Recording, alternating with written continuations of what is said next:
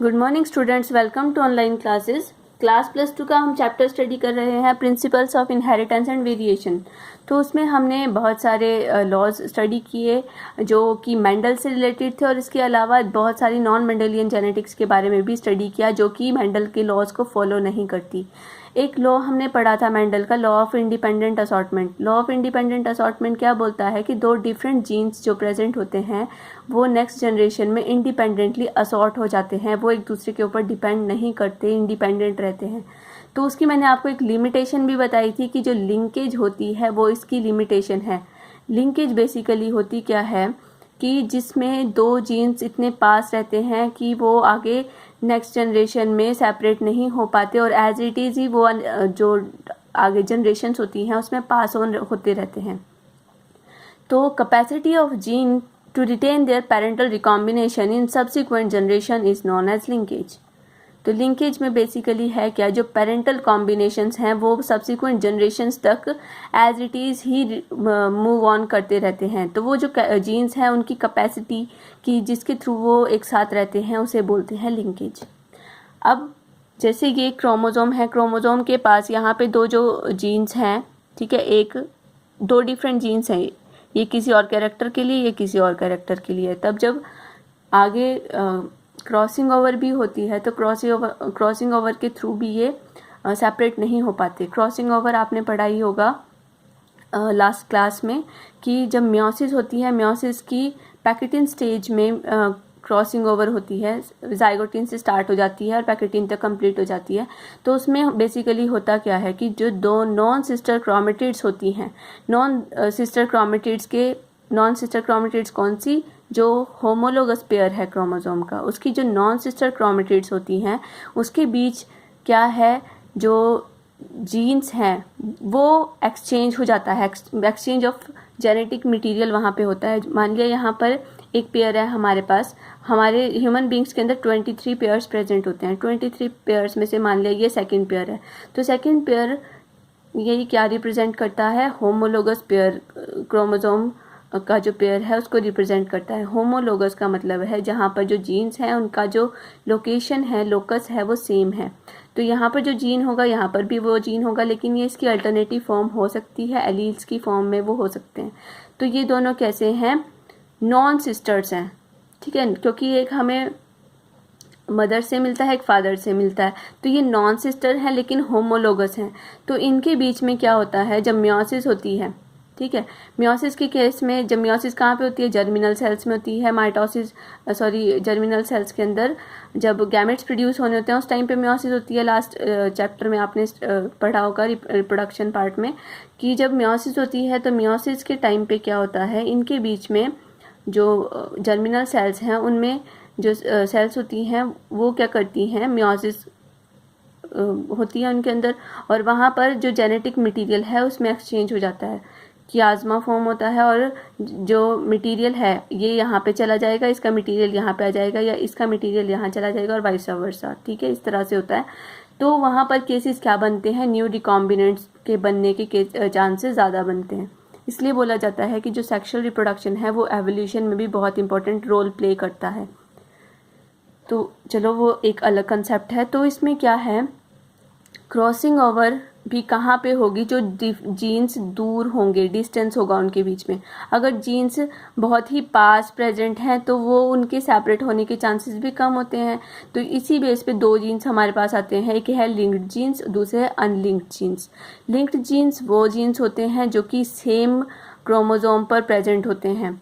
अब ये same chromosome पे प्रेजेंट हैं तो और बहुत पास हैं, ठीक है, और इतने पास हैं कि जब क्रॉसिंग ओवर भी होगा तो ये जो सेगमेंट है ये एज इट इज़ ही सेपरेट हो जाता है, और ये जो दोनों जीन पेयर्स हैं वो एज इट इज़ ही मूव करते हैं, मतलब ये सेपरेट नहीं हो पाते।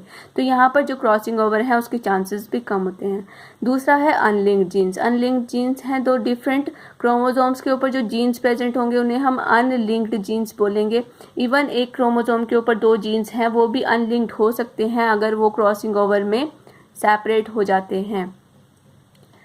फिर आता है कंसेप्ट ऑफ लिंकेज। जो ये लिंकेज का कंसेप्ट है इसे दिया था T.H. मॉर्गन ने, थॉमस हंट मॉर्गन ने दिया था, और उनको फादर ऑफ एक्सपेरिमेंटल जेनेटिक्स भी बोला जाता है। उन्होंने क्या किया था, उन्होंने ड्रोसोफिला के ऊपर, ड्रोसोफिला यानी फ्रूट फ्लाई के ऊपर, फ्रूट फ्लाई की बहुत सारी जो जनरेशन थी, थाउजेंड्स ऑफ फ्रूट फ्लाइज थी, उनको एक बॉटल के अंदर उन्होंने कलेक्ट करके रखा था और उनको वो जो मैश्ड बनानास थे वो उसको एज अ फूड प्रोवाइड करते थे। तो वो कैसी थी, जो ड्रोसोफिला था वो कैसा था, रेड आइड फ्लाइज थी उसके अंदर। लेकिन उन्होंने बीच में क्या ऑब्जर्व किया कि उसके अंदर जो वाइट आइज़ हैं, एक फ्लाई के अंदर वाइट आइज़ उन्होंने ऑब्जर्व की, और जो रेड आई का कैरेक्टर है वो किसके अंदर प्रेजेंट है, एक्स क्रोमोसोम के ऊपर प्रेजेंट है। तो एक और इसमें बात आती है कि जो हमारे सेक्स क्रोमोसोम्स के ऊपर जीन्स प्रेजेंट होते हैं उन्हें हम सेक्स लिंक्ड क्रोमोसोमल जीन्स भी बोलते हैं। ठीक है, फिर इन्होंने इसके ऊपर मतलब रिसर्च की और बहुत सारे रिकॉम्बिनेशन तैयार किए। फिर उन्होंने बताया कि जो मेंडल की जो हमने इंडिपेंडेंट असॉर्टमेंट की रेशोज़ आती थी वो कहीं ना कहीं यहाँ पर चेंज है।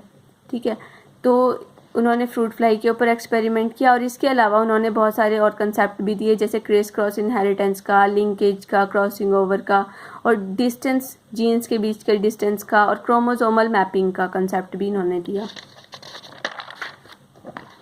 फिर जो लिंकेज होती है वो दो तरह की होती है, एक है कंप्लीट लिंकेज और एक है इनकम्प्लीट लिंकेज।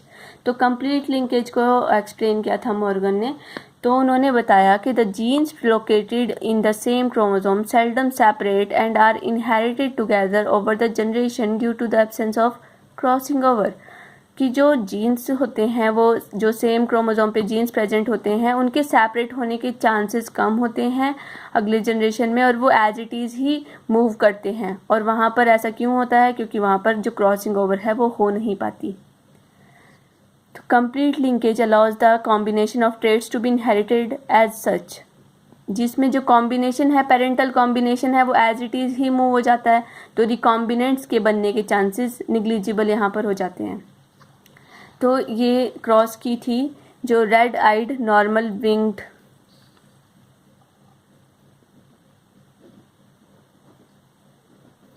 फीमेल थी। ठीक है, तो ये फीमेल है, यहाँ पर फीमेल और मेल मेंशन क्या है, तो मतलब ये कैसे क्रोमोसोम्स हैं, एक्स लिंक्ड क्रोमोसोम्स हैं।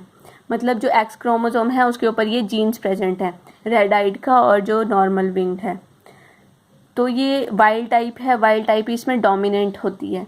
तो ये एक्सपेरिमेंट किसके ऊपर चल रहा है, ड्रोसोफिला के ऊपर, ड्रोसोफिला मेलानोगास्टर, जिसके अंदर 4 क्रोमोसोम्स होते हैं। ठीक है, 4 chromosomes are there. Fruit fly होती है 12 to 14 डेज के अंदर ये अपना लाइफ साइकिल कंप्लीट कर देती है, तो बहुत ही इजीली अवेलेबल होती है, तो उन्होंने अपना एक्सपेरिमेंट इसके ऊपर ही रखा। फिर इसको क्रॉस किया गया पर्पल आइड वेस्टिजियल विंग्ड के साथ, जो कि मेल के साथ, जो कि रिसेसिव कैरेक्टर्स को एक्सप्रेस कर रहा था। ठीक है, तो उसके बाद उनके पास जो कॉम्बिनेशन आया वो आया रेड आइड नॉर्मल विंग्ड, क्योंकि ये डोमिनेटिंग था। ठीक है, तो एक तरह से इन्होंने मेंडल को भी फॉलो किया, मेंडल के रिजल्ट्स भी यहाँ पर आए। फिर जब इन्होंने टेस्ट क्रॉस की, टेस्ट क्रॉस करने के बाद इन्होंने, टेस्ट क्रॉस में क्या होता है, जो हमारे पास F1 जनरेशन आती है, F1 जनरेशन को हम क्या करते हैं, रिसेसिव पेरेंट के साथ क्रॉस कर देते हैं। तो टेस्ट क्रॉस में इन्होंने क्या किया, red eyed normal winged male लिया और उसको purple eyed vestigial winged female के साथ क्रॉस किया। तो इसके बाद इनके पास जो कॉम्बिनेशन बने, जो टेस्ट क्रॉस होती है, टेस्ट क्रॉस में जो कॉम्बिनेशन बनते हैं 1:1:1:1 इस तरह से बनते हैं। लेकिन यहाँ पर जो कॉम्बिनेशन बने वो बने 1:1, जो शो कर रहे थे कि जो रिकॉम्बिनेंट्स हैं वो यहाँ पर टोटली एब्सेंट थे, और कंप्लीट लिंकेज की वजह से जो कैरेक्टर्स थे वो एज इट इज़ ही पास हुए, रिकॉम्बिनेंट्स नहीं बने, और जो यहाँ पर जो पेरेंटल जनरेशन है वही बनी और 1:1 की रेशो में वो बनी। ठीक है, तो इसे बोला गया कंप्लीट लिंकेज। और इवन इसमें भी जो चांसेस थे वो 98% पेरेंटल कॉम्बिनेशन बने और 2% इसमें जो रिकॉम्बिनेंट्स थे उसके बनने के चांसेस थे। तो मैक्सिमम इसको हम कंप्लीट लिंकेज में ले लेते हैं कि जो 2 डिफरेंट डोमिनेटिंग कैरेक्टर्स थे वो कंप्लीटली लिंक्ड थे और वो एज इट इज़ ही नेक्स्ट जनरेशन में पास हुए। उनके बीच का कोई भी कॉम्बिनेशन नहीं बना।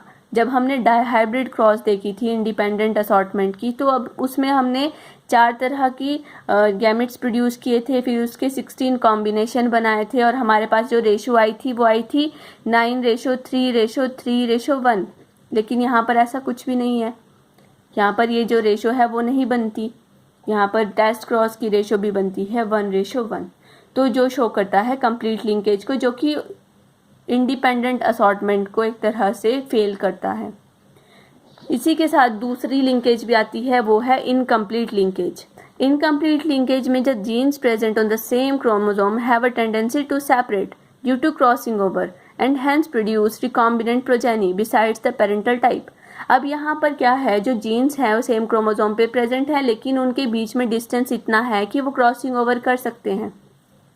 क्रॉसिंग ओवर के बाद वो सेपरेट होकर रिकॉम्बिनेंट्स बना सकते हैं, और यहाँ पर जो रिकॉम्बिनेंट्स हैं वो पेरेंटल के साथ बनते हैं, मतलब पेरेंटल टाइप भी बनते हैं और रिकॉम्बिनेंट्स भी बनते हैं। लेकिन यहाँ पे जो नंबर ऑफ रिकॉम्बिनेंट इंडिविजुअल्स हैं वो बहुत कम है as compare to the ratio which was found in independent assortment, क्योंकि इंडिपेंडेंट असॉर्टमेंट में जो हमारे पास रिकॉम्बिनेंट की रेशो थी वो ज़्यादा मिली थी, लेकिन इसमें जो रिकॉम्बिनेशन की रेशो है वो बहुत कम है।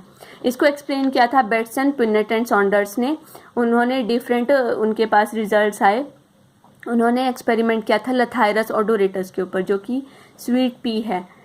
जो मेंडल ने लिया था वो था गार्डन पी, ये नॉर्मल एडिबल पी जो हम बोलते हैं, पाइसम सटाइवम। लेकिन जो बेट्सन, पिनेट और सॉन्डर्स थे उन्होंने एक्सपेरिमेंट किया था लथाइरस ओडोरेटस के ऊपर। उन्होंने भी 2 कैरेक्टर्स लिए। उन्होंने 2 कैरेक्टर्स लिए, पर्पल कलर्ड फ्लावर्स को और विद लॉन्ग पोलन, और red flowers with round pollen. ठीक है, तो ये जो दोनों कैरेक्टर्स थे वो कैसे थे, लिंक्ड थे, एक ही क्रोमोसोम पे दोनों कैरेक्टर्स प्रेजेंट थे। और उन्होंने क्या किया, उनके पास जब इन्होंने क्रॉस की तो F1 जनरेशन में जो उनके पास कॉम्बिनेशन आया तो उसमें purple coloured flowers with long pollen produce हुए। ठीक है, फिर इसकी इन्होंने सेल्फिंग की। सेल्फिंग के बाद फिर इन्होंने टेस्ट क्रॉस रेशो भी निकाली। जो टेस्ट क्रॉस रेशो थी उसमें जो रेशो आई सेल्फिंग के बाद, जो रेशो आई वो भी डिफरेंट थी, और जो टेस्ट क्रॉस रेशो आई वो भी क्या थी, डिफरेंट थी। उसमें जो इनके पास पेरेंट्स के कॉम्बिनेशन थे वो बने 87.4% और 12.6% थे रिकॉम्बिनेंट्स। तो ratio I 7:1:1:1:7 as compare to the ratio which was found in independent assortment which was 1:1:1:1। Test cross की जो रेशो थी वो 1:1:1:1 थी, लेकिन यहाँ पर जो रेशो आई वो थी 7:1:1:7। ठीक है, इसी के साथ इन्होंने 2 कंसेप्ट दिए, एक था कपलिंग, दूसरा था रिपल्शन। तो इनकम्प्लीट लिंकेज क्लियर है। आई थिंक इसमें यही था कि कंप्लीट लिंकेज में तो रिकॉम्बिनेंट्स बिल्कुल नेग्लिजिबल अमाउंट में बनते हैं, और इनकम्प्लीट लिंकेज में मतलब लिंकेज हुई लेकिन वो थोड़ी सी इनकम्प्लीट है। ठीक है, मतलब उसमें रिकॉम्बिनेंट्स बने लेकिन उनका नंबर कम था। फिर इन्होंने 2 टर्म्स दी, कपलिंग और रिपल्शन। कपलिंग रिपल्शन थ्योरी भी बोला जाता है, जिसमें कपलिंग में क्या है कि जो 2 डोमिनेंट या रिसेसिव जीन पेयर्स हैं, मतलब जो होमोजाइगस पेयर्स हैं, वो एक ही पेरेंट से गैमेट में आते हैं। ठीक है, जैसे कि कैपिटल P और कैपिटल L एक ही पेरेंट से आया, और capital small p small l एक ही पेरेंट से आया, इसे बोलते हैं कपलिंग। मतलब दोनों ही कैरेक्टर्स डोमिनेटिंग स्टेज में है और एक ही पेरेंट से वो पास ऑन होते हैं, चाहे वो डोमिनेटिंग स्टेज में है चाहे वो रिसेसिव स्टेज में है, लेकिन होमोजाइगस कंडीशन में है। रिपल्शन में क्या है, रिपल्शन में जो पेरेंट्स हैं वो हेटेरोजाइगोटिक हैं, मतलब एक कैपिटल P है और एक स्मॉल l है, यहाँ पे स्मॉल p है और कैपिटल L है। तो जो ये जनरेशन थी इसे इन्होंने बोला कपलिंग और रिपल्शन थ्योरी। तो लिंकेज में यही है कि जो जीन्स होते हैं उनकी कैपेसिटी कि वो अपने कैरेक्टर्स को रिटेन करके रख सकें और अगली जनरेशन तक भी वो एज इट इज़ ही मूव करें, उसे लिंकेज बोलते हैं। इसका जो कंसेप्ट है it was given by T.H. Morgan, Thomas Hunt Morgan ने उनको दिया था, और इवन जो T.H. मॉर्गन थे उन्हें नोबेल प्राइज़ भी मिला था 1933 में इसके लिए, जब उन्होंने जेनेटिक्स के ऊपर काम किया और बहुत सारे फिनोमिनाज दिए थे। उन्होंने क्रोमोसोमल मैपिंग का कंसेप्ट भी दिया था कि जितनी ज़्यादा, वो बोलते थे कि जितना जीन्स के बीच में डिस्टेंस ज़्यादा होगा उतनी लिंकेज कम होगी। तो इसमें क्या है, linkage is inversely proportional to distance between genes. ठीक है, जितना ज़्यादा डिस्टेंस होगा उतनी कम लिंकेज होगी, और जितना डिस्टेंस कम होगा उतनी ज़्यादा लिंकेज होगी। ठीक है, तो ये कंसेप्ट इन्होंने दिया था। इसके अलावा जो कंप्लीट लिंकेज है और इनकम्प्लीट लिंकेज है, उसको भी, कंप्लीट लिंकेज को मॉर्गन ने एक्सप्लेन किया था और इनकम्प्लीट लिंकेज को एक्सप्लेन किया था जो बेट्सन, पुनेट और सॉन्डर्स हैं। इसके अलावा ये टेबल है, ठीक है, ये डायहाइब्रिड क्रॉस का टेबल है जो कि मॉर्गन ने कंडक्ट किया था। इसमें भी कंप्लीट लिंकेज और इनकम्प्लीट लिंकेज का है। तो इसमें जो फीमेल्स जो पेरेंटल कॉम्बिनेशन है फीमेल के,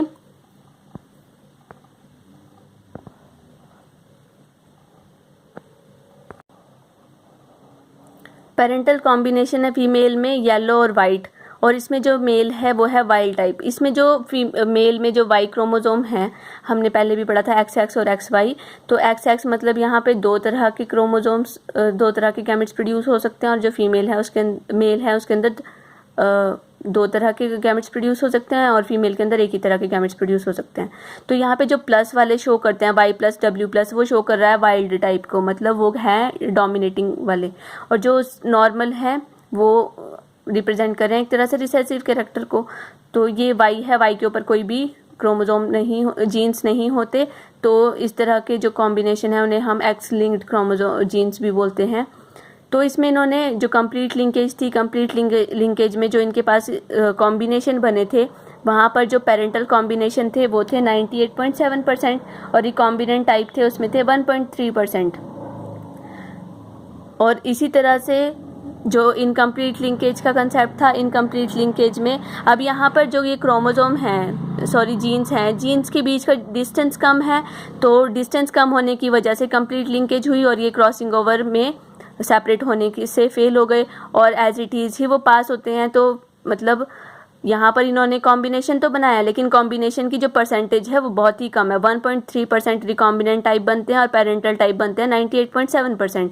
लेकिन यहाँ पर आप देख रहे हैं कि जो दो जीन्स के बीच में ये कॉम्बिनेशन शो कर रहा है, कॉम्बिनेंट्स यहाँ पे बनाने हैं, तो वहाँ पे डिस्टेंस ज़्यादा है, इनके सेपरेट होने के चांसेस ज़्यादा हैं, क्रॉसिंग ओवर करने के चांसेस ज़्यादा हैं। तो यहाँ पर जो पेरेंटल टाइप बनते हैं वो बनते हैं 62.8% और रिकॉम्बिनेंट्स हैं 37.2%। तो यहाँ पर इनकम्प्लीट लिंकेज हुई है। ठीक है, तो कंप्लीट लिंकेज में पेरेंटल टाइप ज़्यादा बनते हैं और इनकम्प्लीट लिंकेज में रिकॉम्बिनेंट्स ज़्यादा बनते हैं, लेकिन रिकॉम्बिनेंट की परसेंटेज भी जो इंडिपेंडेंट असॉर्टमेंट है उससे कम बनती है। ठीक है, तो ये कंसेप्ट है जो मॉर्गन ने दिया था लिंकेज का। इसके बाद आता है आपका क्रॉसिंग ओवर, उसको हम नेक्स्ट लेक्चर में कंटिन्यू करेंगे। Thank you class.